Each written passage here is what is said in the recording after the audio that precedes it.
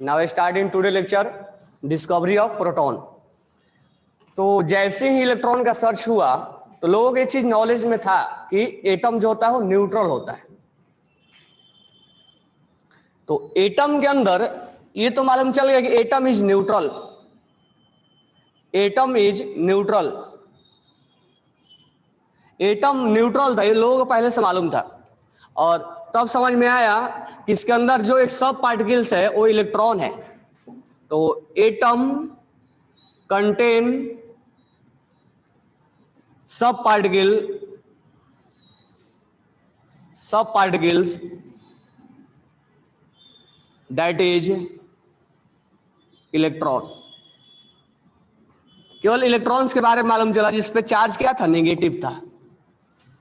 तो ये तो कॉन्ट्राडिक्ट हो गया कि एटम पे नेगेटिव चार्ज आ गया और एटम को बहुत समय लोगों ने बोला था कि एटम न्यूट्रल है।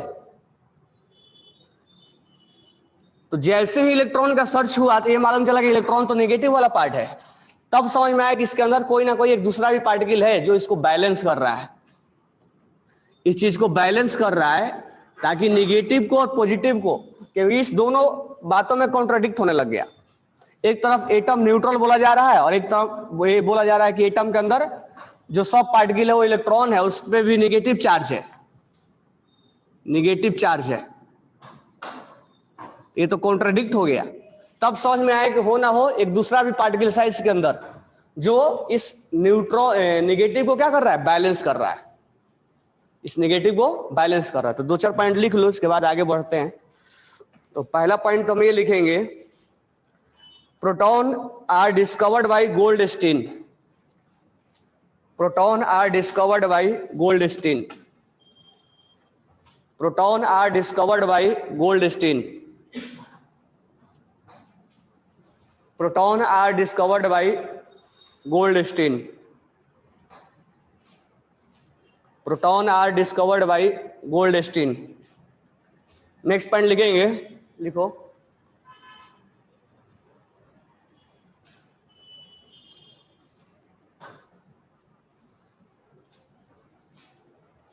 नेक्स्ट पॉइंट लिखना, formation of cathode ray, formation of cathode ray, formation of cathode ray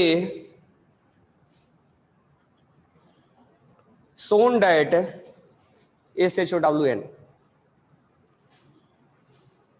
shown that all the atom contain, all the atom contain, all the atom contain negative charge particle, all the atom contain negative charge particle, all the atom contain negative charge particle called electron, called electron। और full stop डाल के लिखना, now an atom is electrical neutral, now an atom is electrical neutral. तो ये दोनों बातों में contradict होने लग गया कि एटम जो है न्यूट्रल है और एटम को नेगेटिव चार्ज भी बोला जा रहा है, उसके अंदर नेगेटिव भी है। Atom is electrical neutral, so it must contain, so it must contain some positive charge particles, so it must contain, so it must contain some positive charge particle, some positive charge particle to balance, to balance the negative charge particle of electron, the negative charge particle of electron।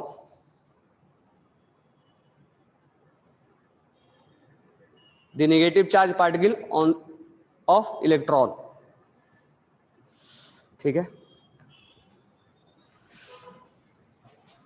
अब इसका जो है Goldstein ने बनाया था, जैसा setup J Thompson ने बनाया था वैसा ही सेटअप इसका भी बनेगा। सेम टू सेम सेटअप वैसा है, तो एक डायग्राम निकाल लो जल्दी से। सेम टू सेम सेटअप बनाएगा इस। तो एक ग्लास का ट्यूब लिया इसने, ग्लास के ट्यूब के अंदर वैक्यूम क्रिएट किया, एक यहां पर कैथोड लिया और एक यहां पर एनोड लिया। ये कैथोड के अंदर होल बनाया, कैथोड इसको बोलते हैं, क्या नाम देंगे इसको, परफोरेटेड कैथोड। इसके अंदर होल बनाया ताकि यहां पर साइडो रे वगैरह पास हो सके। अब इसको कैथोड को नेगेटिव से और एनोड को पॉजिटिव से कनेक्ट किया। This one is a cathode, perforated cathode. Diagram निकाल लो अभी। परफोरेटेड कैथोड, परफोरेटेड किसको बोला जाएगा, तो इसके अंदर जो होल किया गया है ना, इस होल को नाम दे दिया जाता है परफोरेटेड। होल करने का पर्पस क्या है, लाइट यहां पर, लाइट यहां पर दिखे, यहां बैक साइड जाते हुए दिखे, तो परफोरेटेड मतलब होल किया हुआ।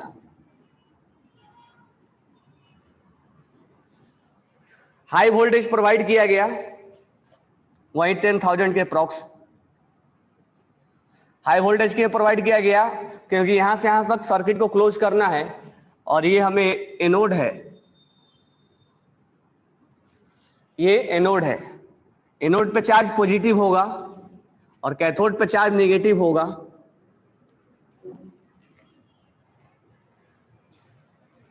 यहां पर एक नीचे वैक्यूम पंप भी लगाया हुआ, मैं नीचे लगा दे रहा हूं, ठीक है। यहां पर वैक्यूम पंप लगाया हुआ है।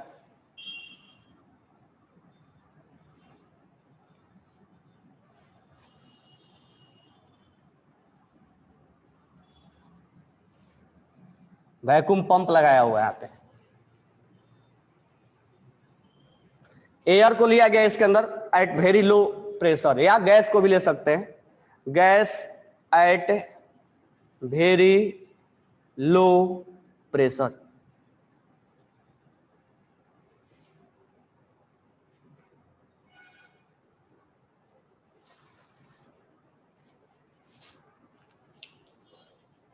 इधर उसमें ग्रीन ग्लो हो रहा था, इसमें रेड, जेडनेस वगैरह लगा देंगे, रेड ग्लो होगा।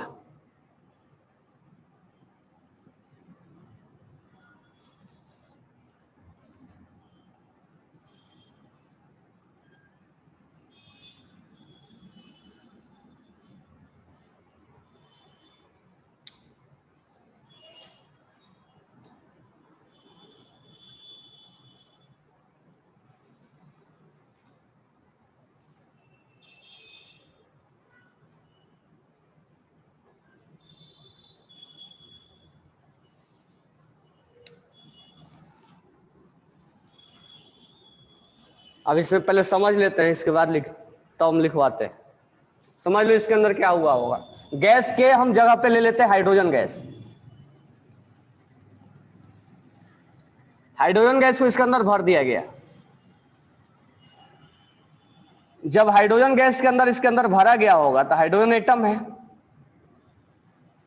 H2 होगा, उसको एटम बना के इसके अंदर फिलअप कर दिया गया होगा लो प्रेशर पे। तो पहले देख लो क्या क्या हुआ होगा। ये तो सेटअप हमने जैसा सेटअप जे थॉमसन ने बनाया था, same to same setup Goldstein का है, कोई चेंजेस नहीं है। अब उसमें क्या होता था, ये चीज उसको ऑब्जर्व नहीं होता था, ये चीज इसने ऑब्जर्व किया, गोल्डस्टीन ने। जैसे ही हाई वोल्टेज प्रोवाइड किया होगा, तो हाई वोल्टेज पहला नंबर पे अगर हाई वोल्टेज प्रोवाइड किया होगा, हाई वोल्टेज पहले देख लेते हैं फिर लिखते हैं। हाई वोल्टेज जैसे ही प्रोवाइड किया गया होगा, क्या हुआ होगा, ये जो एटम है गैस को आयनाइज्ड हो गया होगा। जो गैस के एटम है, एटम ऑफ गैस क्या हो गया होगा, आयनाइज्ड हो गया होगा। मतलब इसके अंदर से इलेक्ट्रॉन्स निकल गए होंगे। तो जब इलेक्ट्रॉन्स निकला होगा तो ये सब के सब किस में कन्वर्ट हो गया होगा, H+, क्योंकि इलेक्ट्रॉन्स निकला होगा तभी तो यहां से यहां तक सर्किट को क्लोज कर रहा होगा। हम 10,000 अगर वोल्ट दे भी रहे हैं तो सर्किट क्लोज करने के लिए यहां पर कुछ ना कुछ मीडियम होना चाहिए। तो जब ये हम हाई वोल्टेज देते थे तो गैस आयनाइज हो जाता था, और ये आयनाइज के अंदर जो इलेक्ट्रॉन थे वो निकल जाते थे एटम से, और वही इस पे चार्ज पॉजिटिव हुआ करता था, इस पे नेगेटिव होता था, तो इलेक्ट्रॉन्स इधर मूव कर रहा था, इलेक्ट्रॉन्स इधर मूव कर रहा था, उसी को हम बोल देते थे क्या, कैथोड रे निकल रहा है, इधर जा रहा था कैथोड रे। अब जैसे ही इलेक्ट्रॉन्स निकल गया तो हम यहां पर इलेक्ट्रॉन्स के बारे में नहीं पढ़ रहे हैं कि एक रे निकला कैथोड से जो एनोड की तरफ जा रहा है, जिसको हम कैथोड रे बोलते हैं, वो कैथोड रे हमारा हो गया है। हम एनोड रे के बारे में स्टडी कर रहे हैं। तो जैसे ही आयनाइज हुआ होगा और इस पे चार्ज है निगेटिव, इस पे जो चार्ज है कैथोड पे वो निगेटिव है, तो ये जैसे आयनाइज हुआ होगा तो ये जो H है वो H प्लस में कन्वर्ट हो गया होगा, केटायन में कन्वर्ट हो गया होगा। और सबसे बड़ी बात यह है कि इसमें अगर H प्लस में एक इलेक्ट्रॉन होता है और एक प्रोटॉन होता है, 0 न्यूट्रॉन होता है। और जैसे ही इलेक्ट्रॉन्स निकल गया होगा इसके अंदर, तो 0 इलेक्ट्रॉन और एक प्रोटॉन और 0 न्यूट्रॉन बचा होगा। यानी H प्लस निकलने के बाद ये कंप्लीट क्या है। अब उस समय तो नहीं समझ में आया होगा कि प्रोटॉन है भी, उस समय इलेक्ट्रॉन केवल इलेक्ट्रॉन के बारे में मालूम था। लेकिन जैसे ही इसके अंदर से इलेक्ट्रॉन निकल गया, इसके अंदर से इलेक्ट्रॉन निकल गया, अब ये H प्लस बना, अब ये H प्लस क्या होने लग गया, किधर भागने लग गया, प्लस चार्ज है, किधर भागेगा, कैथोड की तरफ, क्योंकि इसमें माइनस चार्ज है। इलेक्ट्रॉन इधर भागेगा क्योंकि इसमें प्लस चार्ज है, तो इलेक्ट्रॉन्स का मूवमेंट इधर होगा, इसीलिए इसको बोला था कैथोड रे, जिसके अंदर इलेक्ट्रॉन्स पार्टिकल्स होते हैं। लेकिन ये प्लस चार्ज किधर भागेगा, कैथोड की तरफ, क्योंकि इस पे चार्ज क्या है, निगेटिव है, तो ये प्लस निगेटिव की तरफ भागेगा और इलेक्ट्रॉन इधर भागेगा पॉजिटिव की तरफ। तो इस प्रोटॉन, इस केटाइन के वजह से फिर से एक लाइट इधर ग्लो करते हुए दिखने लग गया। यानी जैसे ही हाई वोल्टेज प्रोवाइड किया गया होगा तो गैस जो एटम है वो आयनाइज हुआ होगा, मतलब अपना H प्लस निकाल दिया होगा, हाइड्रोजन अपना एक H प्लस निकाल दिया होगा और H प्लस बन गया होगा। अब ये इलेक्ट्रॉन जो है उसका मूवमेंट इधर हुआ होगा, वो तो हम किसमें पढ़ते हैं, कैथोड रे में पढ़ते हैं, तो हमें कैथोड रे तो पढ़ना नहीं है। अब इसके द्वारा सब कुछ हमें ऑब्जर्व करना है कि ये क्या कर रहा है। अब ये इसका मूवमेंट जो होगा वो कैथोड की तरफ होगा, ये सब कैथोड की तरफ भागेंगे क्योंकि इसमें माइनस चार्ज है, तो प्लस माइनस की तरफ अट्रैक्ट होने लगेगा। और जैसे इसका मूवमेंट आएगा तो फिर से एक रेडिएशन जनरेट हो जाएगा, फिर से एक लाइट इमिट होगा, ये लाइट निकलेगा यहां से, और ये कहां ग्लो होगा, कैथोड की तरफ। इलेक्ट्रॉन्स के द्वारा जो लाइट निकल रहा था कहां ग्लो हो रहा था, इधर एनोड की तरफ। तब हम इसका नाम क्या दे देते थे, कैथोड रे, जो कि इधर से निकलता था और इधर जाता था। यानी सर्किट क्लोज करने के लिए इलेक्ट्रॉन्स इधर से इधर भागते थे, क्यों, क्योंकि माइनस है तो प्लस की तरफ अट्रैक्ट होते थे, तो उसका नाम कैथोड रे रख दिया गया था, और उस पर ग्रीन ग्लो होता था।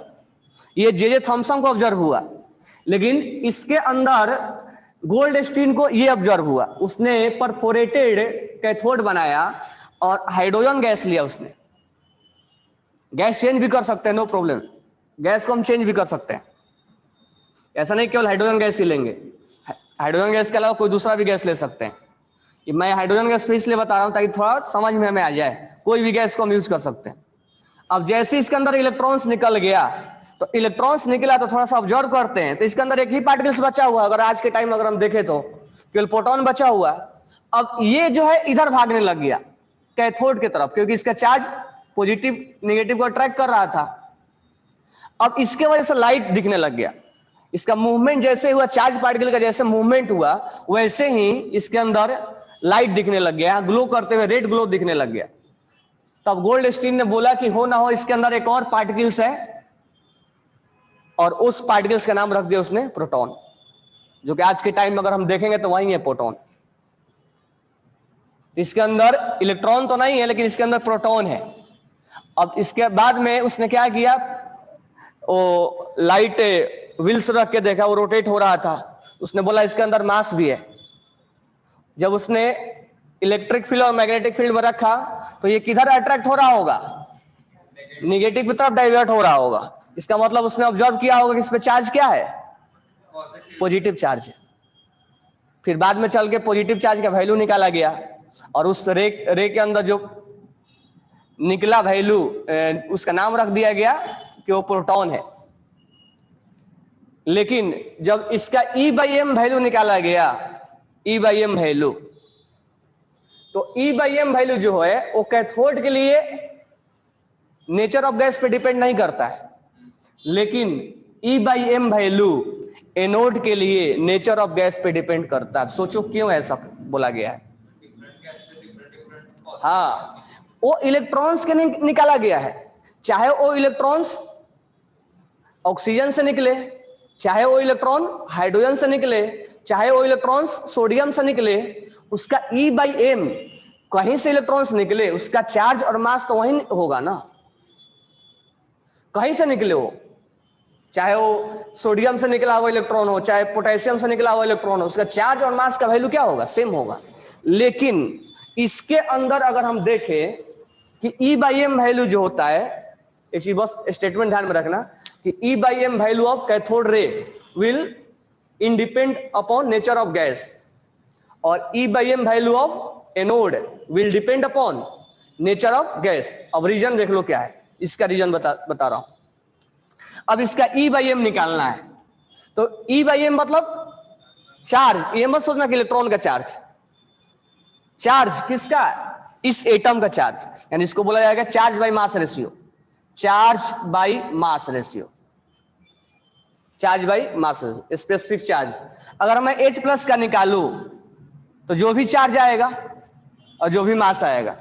अगर मैं सोडियम का निकाल दूं या हीलियम का निकाल देता हूं, चलो हीलियम में 2 इलेक्ट्रॉन होता है, तो हीलियम में 2 इलेक्ट्रॉन निकाल दिया तो हमने दोनों इलेक्ट्रॉन्स को बाहर निकाल दिया आयनाइज करके।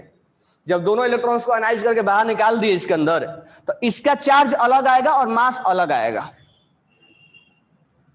तो इसलिए बोला जाता है कि जो एनोड रे है वो केटायन के द्वारा प्रोवाइड किया जाता है, जो केटायनिक पार्ट होता है उसके द्वारा एनोड रे निकाला गया है।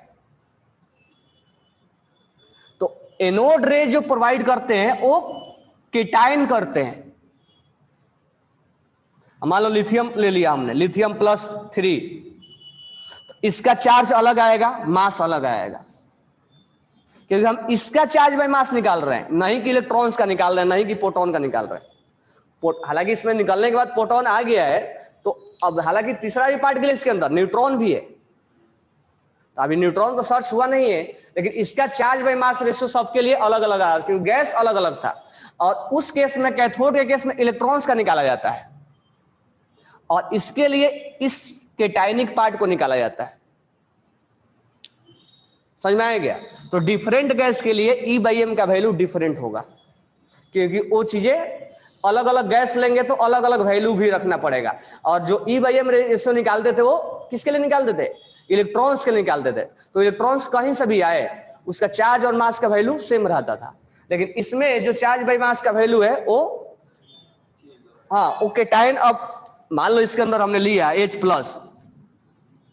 न्यूट्रॉन का तो सर्च हुआ नहीं है, अब हीलियम +2 लेंगे, इसके लिए निकालते थे ना, क्योंकि इसके अंदर इलेक्ट्रॉन 0 हो गया, प्रोटॉन बचा हुआ है इसके अंदर। हालांकि अभी उस समय नहीं मालूम था कि प्रोटॉन कितना है, लेकिन प्रोटॉन मान लो 2 है। अब इसका हमें निकालना है, क्योंकि यही इसका हमें निकालना, मतलब यानी केटायनिक पार्ट का चार्ज और मास लेना है। मास लोगों को मालूम था उस समय क्या हुआ, तो चार्ज बाय मास रेशियो का वैल्यू एनोड रे के लिए डिपेंड करता है नेचर ऑफ गैस पे, तो ये ध्यान रखने का। सब कुछ एक्सपेरिमेंट सेम टू सेम है। इधर लाइट किधर ग्लो करते हुए दिखाई दिया? कैथोड की तरफ, तो इसका नाम क्या रख दिया गया? एनोड रे। एनोड रे का प्रॉपर्टीज क्या होगा? एनोड रे स्ट्रेट लाइन में मूव करेगा। एनोड रे के अंदर कौन सा चार्ज पार्टिकल है? प्रोटॉन है, जिसपे चार्ज क्या है? पॉजिटिव है, क्योंकि इलेक्ट्रिक फील्ड में किधर डाइवर्ट हो रहा था? निगेटिव की तरफ। उसके अंदर मास भी है, क्योंकि वो जो लाइट वेट का पैडल था उसको क्या कर रहा था? रोटेट कर रहा था। ठीक है, इसका E/m value nature of gas पे डिपेंड करेगा। समझ में आ गया क्यों करेगा? ठीक है, और क्या बोलेंगे? और कौन कौन सा प्रॉपर्टीज है? तो चलो इसको डायग्राम निकाल लिए ना, तो 2-3 पॉइंट लिख लेते हैं। डायनेमिक है, हाँ नॉर्थ पोल पे चार्ज क्या होगा, नेगेटिव, ये किधर भागेगा, उधर ही भागेगा ना। नॉर्थ पे नेगेटिव होता है ना मैग्नेटिक्स में, नॉर्थ पोल और साउथ पोल में, नॉर्थ पोल पे नेगेटिव होता है, साउथ पे पॉजिटिव होता है। यहाँ भी ले सकते हैं ये ग्लो, जिंक सल्फाइड, वो तो जिंक सल्फाइड का प्रॉपर्टीज है वो कि वो कोई चीज को ग्लो करवा देता है। परफोरेटेड लेने का मतलब ये हुआ कि इसके अंदर से लाइट वो देख रहा था कि पास हो रहा था। ये गोल्ड स्टीन का अपना एक सेटअप में थोड़ा सा चेंजेस किया था। मतलब ये रेड वो प्रोटॉन्स की कैरेक्टर की वजह से रेड ग्लो हो रहा है। हाँ लेमडा अलग अलग दिख रहा था, उस इलेक्ट्रॉन का लेमडा अलग था, इसका लेमडा अलग था। ये जब इससे कोलिजन हो रहा था तो इसका लेमडा अलग जनरेट हो रहा था, इसलिए रेड दिख रहा था। तो लिख लो इसमें,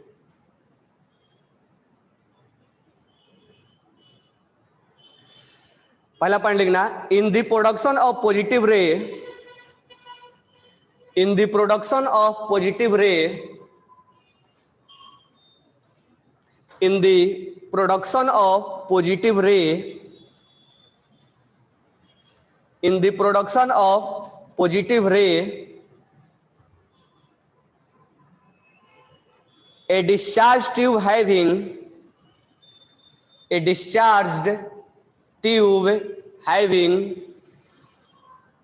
a discharged tube having, in the production of positive ray, a discharged tube having perforated cathode, perforated मतलब होल किया हुआ, perforated cathode is used, perforated cathode is used। आगे पढ़ लिख लेना, a perforated cathode is, a perforated cathode is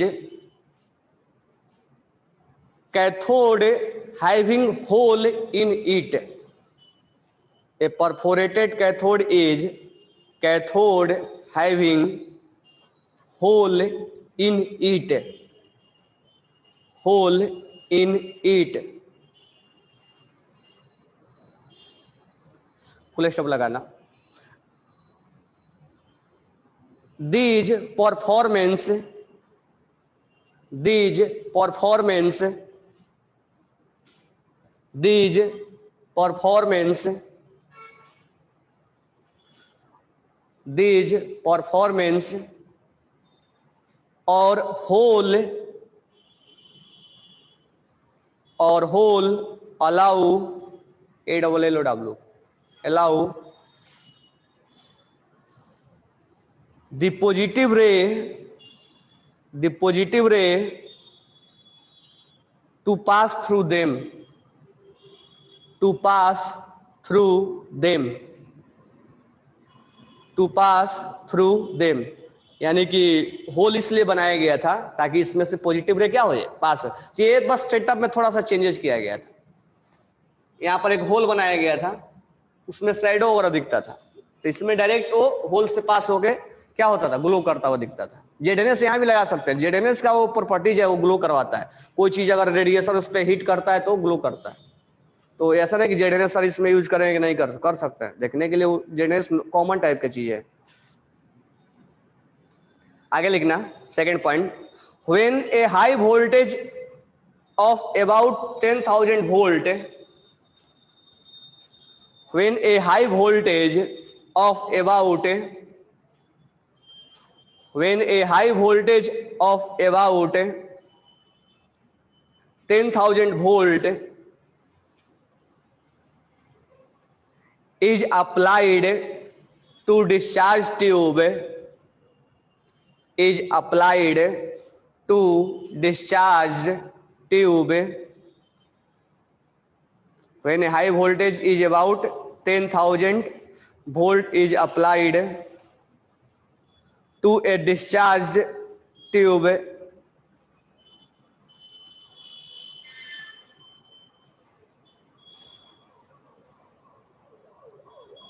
having perforated cathode, having perforated cathode and containing air and containing air and containing air at very low pressure, containing air at very low pressure about, containing air at very low pressure about 0.001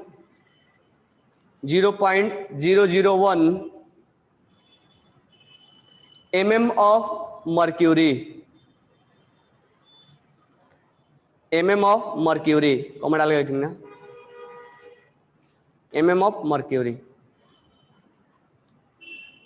फेंट red glow is observed, इसी में लिखना faint red glow is observed,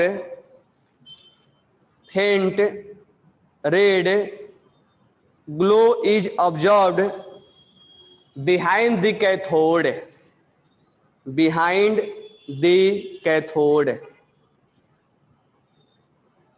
behind the cathode, behind the cathode. Next point लिखना, point डाल के लिखना these ray are formed at, these ray are formed at, these ray are formed at the anode, these ray are formed, these ray are formed, these ray are formed, these ray are formed at anode, at the anode लिखना, at the anode when these ray strike, when these ray strike, when these ray strike the wall of discharge tube, the wall of discharge tube, the wall of discharged tube, the wall of discharge tube, they produce faint red light, they produce faint red light, they produce faint red light.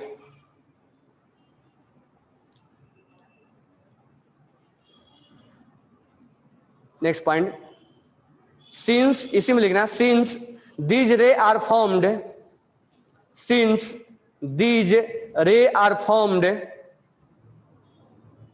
Since these ray are formed at the anode, at the anode they are known as, they are known as, they are known as anode ray or positive ray, they are known as anode ray or positive ray, anode ray or positive ray, they are known as anode ray or positive ray, they are known as anode ray or positive ray. Next point, anode ray are also known as canal ray, anode ray are also known as canal, CANAL.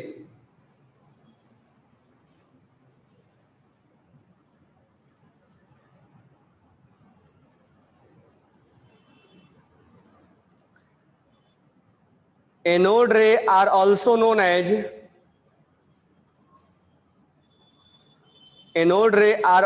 as canal ray. Anode ray are also known as canal ray because they pass through canal of the cathode. मतलब जो whole था उसमें से पास हो रहा था, इसलिए इसका नाम से हम कैनाल रे के नाम से भी जानते हैं. Because they pass through canal of the cathode. Because they pass through canal of the cathode.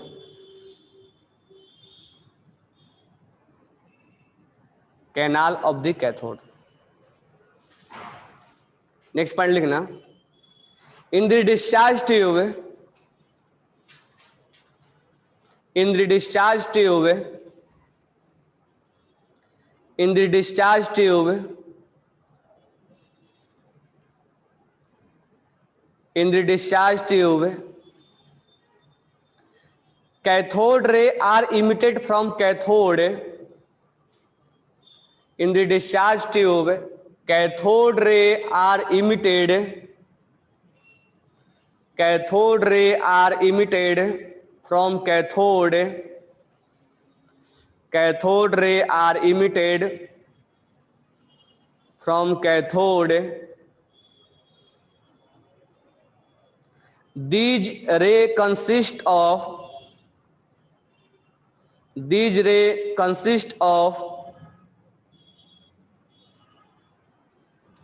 stream of electron, STREAM, stream of electron, stream of electron,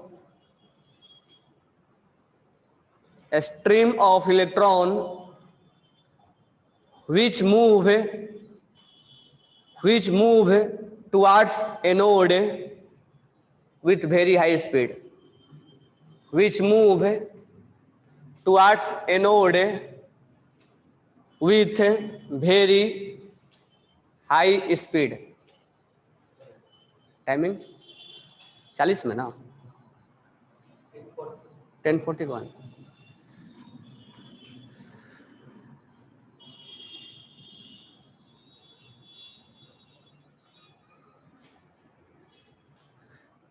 electron move with towards anode with very high speed. Full stop डाल के लिखना. When these electron strike,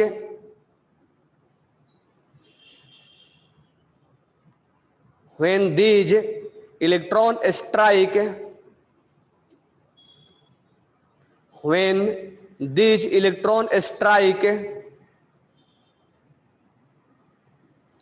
when these electron strike the atom,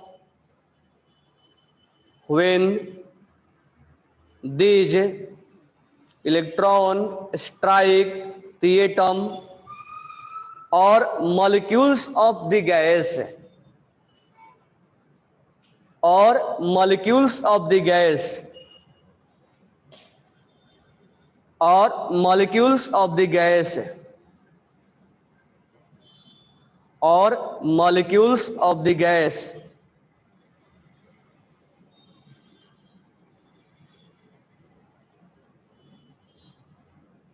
in the discharge tube, in the discharge tube,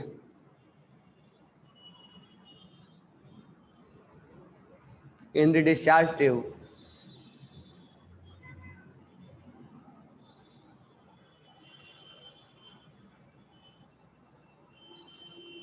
इसी में लिखना आगे comma डाल के. one or more electron are knocked off, one or more electron are knocked off,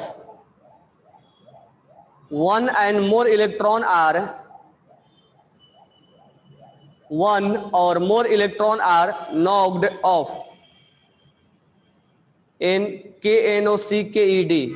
knocked off मतलब बाहर निकल जाते थे. one or more electron are knocked off,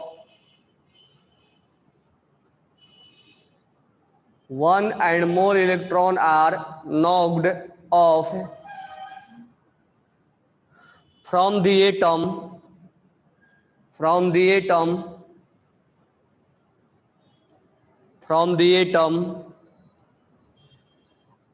or molecules of the gas, from the atom or molecules of the gas, from the atom and molecules of the gas, molecules of the gas, and result in the formation of, and result in the formation of, and the result,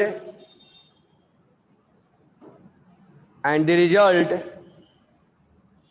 formation of positive charge ions, positive charge ions, positive charge ions.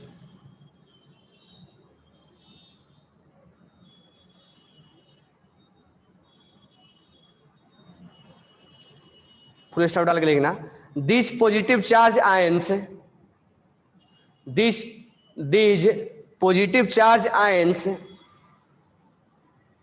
of the gas, these positive charge ions, these positive charge ions or particles, these positive charge ions or particles of the gas constitute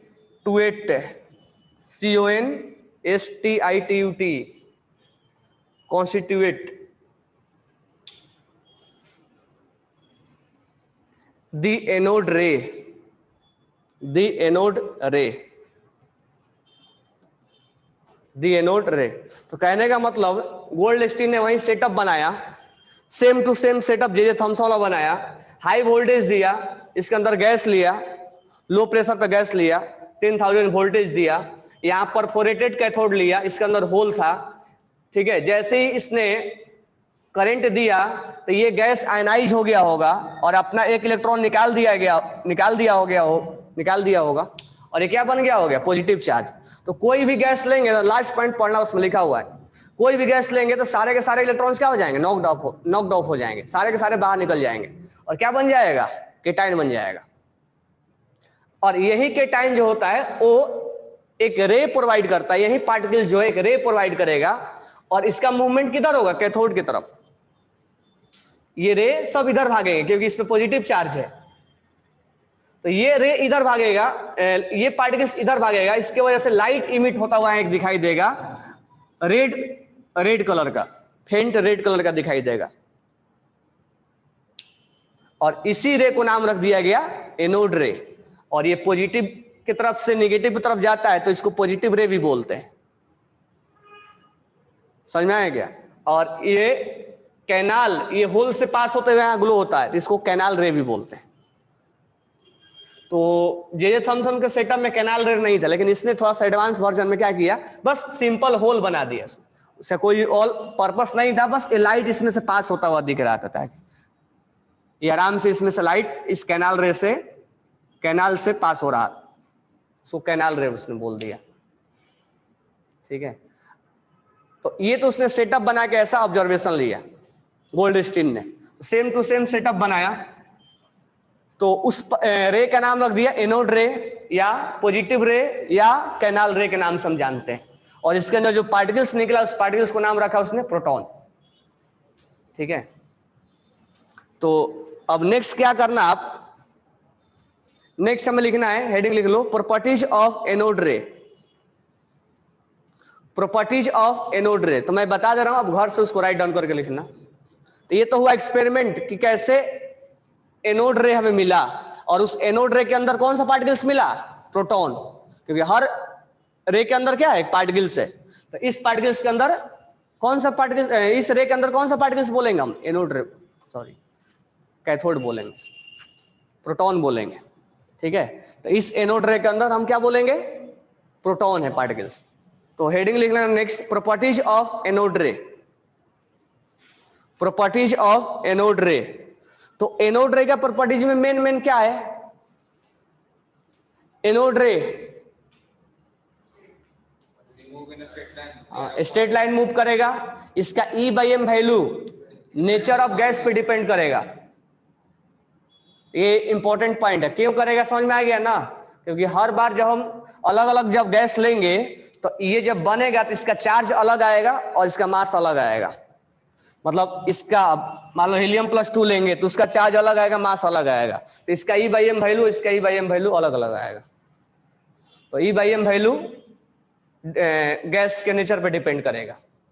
और इसको अगर हम electric field और magnetic field में रखेंगे तो ये negative की तरफ क्या हो जाएगा? अट्रैक्ट हो जाएगा। इससे क्या कंक्लूजन निकाला गया होगा कि जो रे है, एनोड रे, उसके अंदर जो पार्टिकल्स है उसका चार्ज क्या हुआ होगा? पॉजिटिव चार्ज हुआ होगा। तो इसलिए तो पहले आइडियोलॉजी दिमाग में आया कि आखिर एटम जब न्यूट्रल है, या तुम बोल रहे हो कि एटम के अंदर इलेक्ट्रॉन है जिसपे नेगेटिव चार्ज है, सबसे पहले आइडियोलॉजी ये आया कि एटम न्यूट्रल है और उस पर चार्ज नेगेटिव अंदर आ रहा है, इसका मतलब एक पॉजिटिव चार्ज पार्टिकल है इसके अंदर।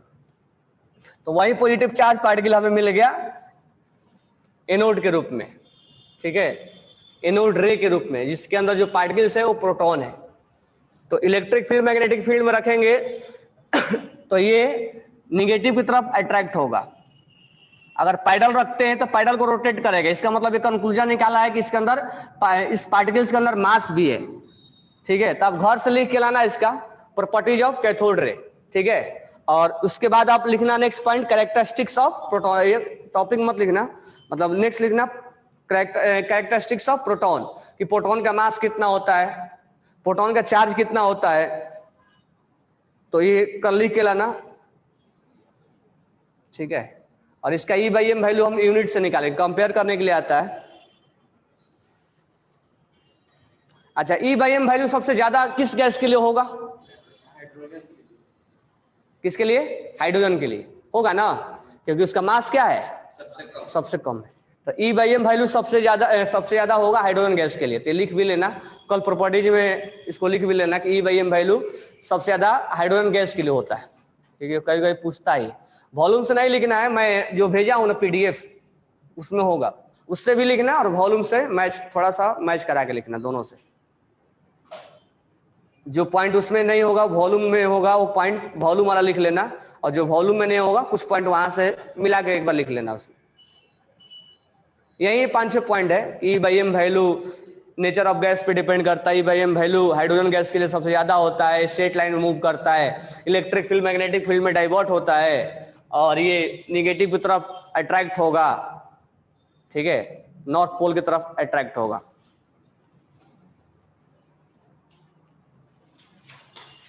दोनों में से मिला के लिखना है, वॉल्यूम में से और जो मैं PDF भेजा हूं दोनों में से मिला के लिख लेना। जो पॉइंट अगर वॉल्यूम में एक्स्ट्रा मिलेगा तो एक्स्ट्रा लिख लेना, ठीक है। और डिस्कवरी ऑफ प्रोटॉन PDF में लिख के लाना आप, डिस्कवरी ऑफ प्रोटॉन, क्योंकि उसमें एक्सपेरिमेंट डायरेक्ट मैं बता दूंगा कि क्या क्या आइडियोलॉजी है। उसके बाद उसमें जो है इलेक्ट्रॉन प्रोटॉन न्यूट्रॉन का आप चार्ज क्या है, मास क्या है, कितने कौन कितने टाइम से, तो ये कल एंड हो जाना चाहिए।